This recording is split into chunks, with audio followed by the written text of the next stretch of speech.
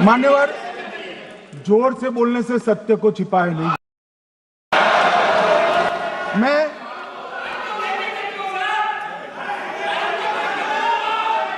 मान्यवर, मैं selected works of Jawaharlal Nehru series volume 29 पृष्ठ 231 पर से एक जवाहरलाल नेहरू जी के पत्र को कोट करना चाहता हूं।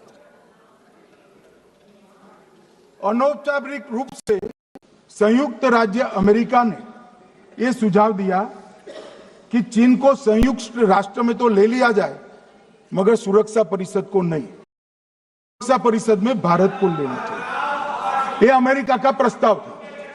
नेहरू जी ने कहा, हम इसे स्वीकार नहीं करते क्योंकि इससे चीन के साथ खराब होंगे और चीन जैसे महान देश को बुरा लगेगा।